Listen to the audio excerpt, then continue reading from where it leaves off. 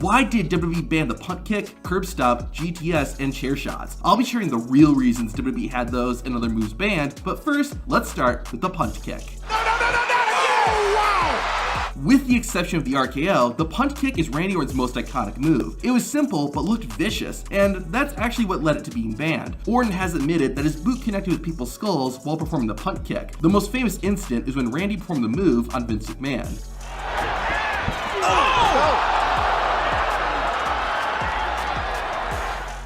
The kick gave the chairman of WWE a concussion, and it was the beginning of the end for the Viper's signature move. In 2012, the punt kick was banned for the safety of Randy Orton's opponents. However, during the pandemic in 2020, the Viper did bring back the move. The reason was that there was no fans in attendance, so Orton could perform the kick safely while also making it look convincing. A less famous finishing move, but still pretty awesome, is the Vertebreaker. Now when they have to drop him down!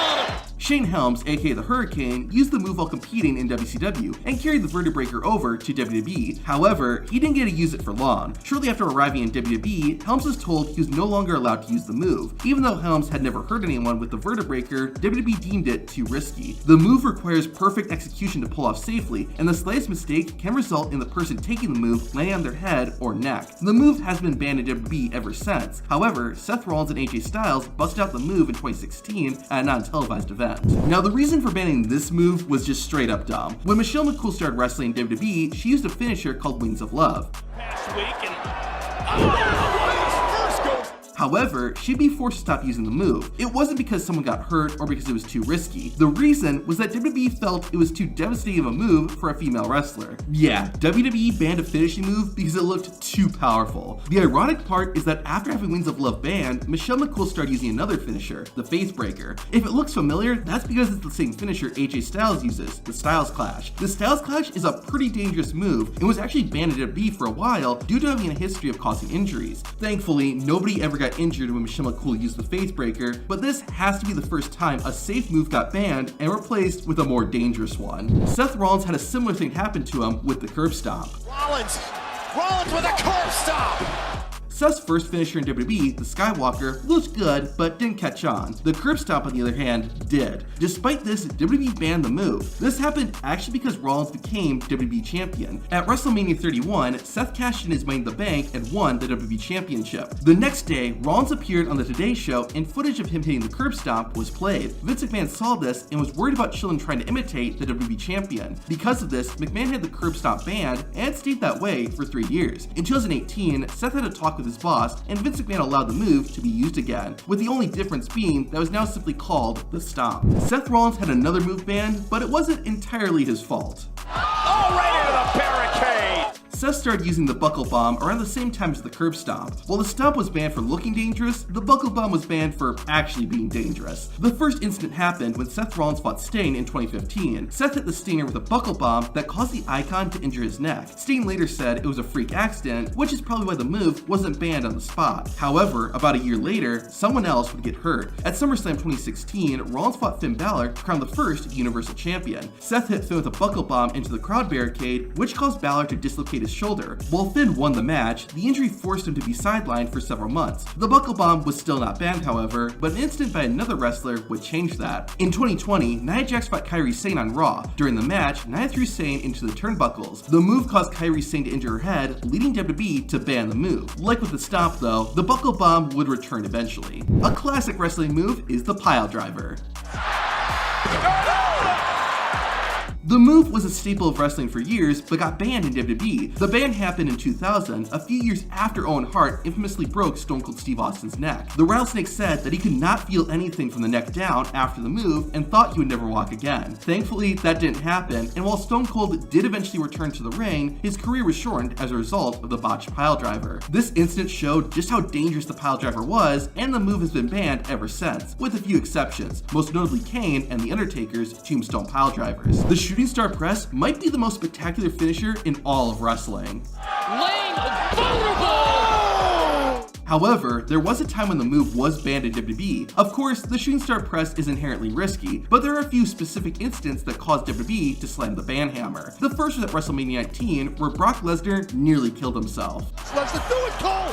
Oh my God! The near-death experience came as a result of Lesnar having already wrestled for 20 minutes and being physically exhausted. That made it understandable why the shooting star press was botched. This, on the other hand, was much less excusable. A little over a year after the Brock incident, former Cruiserweight champion Billy Kidman legitimately knocked out Chavo Guerrero while performing the shooting star press. Following this, WWE decided the shooting star press was just too high of a risk and had the move banned for several years. The 450 splash got banned around the same time for a similar reason. Enough of that moonsault! 450 splash!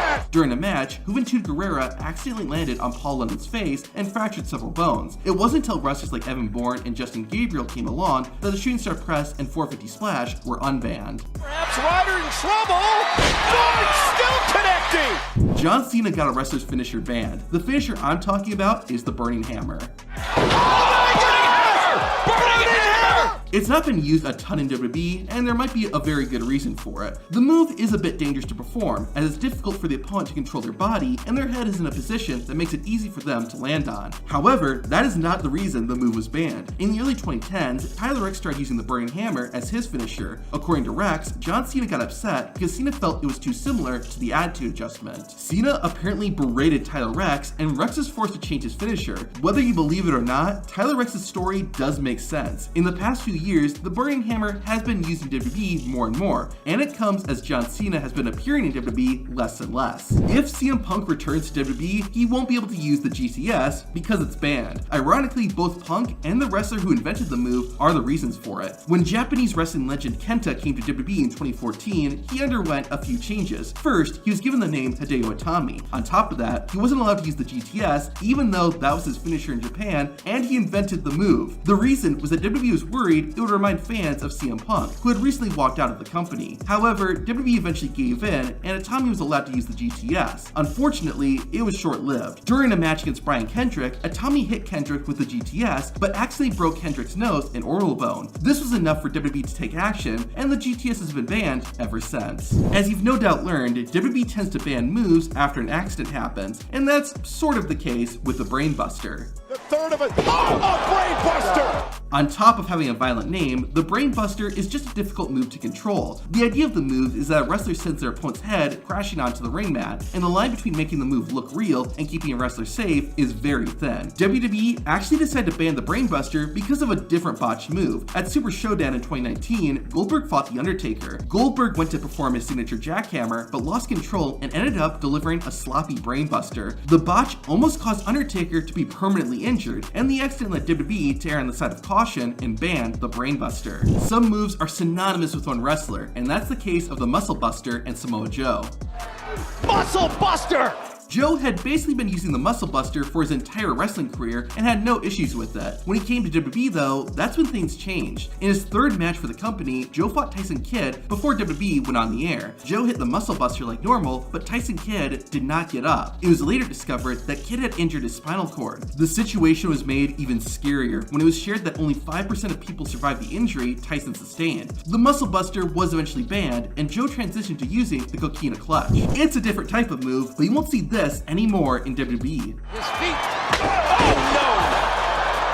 While steel chairs are still used as weapons in WWE, you won't see someone hitting their opponent in the head. The chairs used in WWE are the real deal, so just imagine what it would be like getting hit in the head by one. The full extent of the damage that chair shots to the head have wasn't known until years later, as wrestlers developed chronic traumatic encephalopathy, or CTE. What most people forget or don't know is that WWE didn't ban chair shots to the head until 2010. You can even see some matches from the beginning of the PG era where wrestlers hit one another in the head with chairs. There is speculation that the reason WWE finally banned chair shots to the head was because of Vince McMahon's wife. In September 2009, Linda McMahon announced she was running to be a US Senator. Throughout her campaign, Linda was criticized for her time with WWE, and WWE indirectly got attacked as well. While WWE would never admit it, it does seem like they banned chair shots to the head to make their product appear safer and less violent, to help not only themselves, but also Linda McMahon. While the steel chair is dangerous, it's not the most dangerous WWE weapon. To find out what is, watch this video.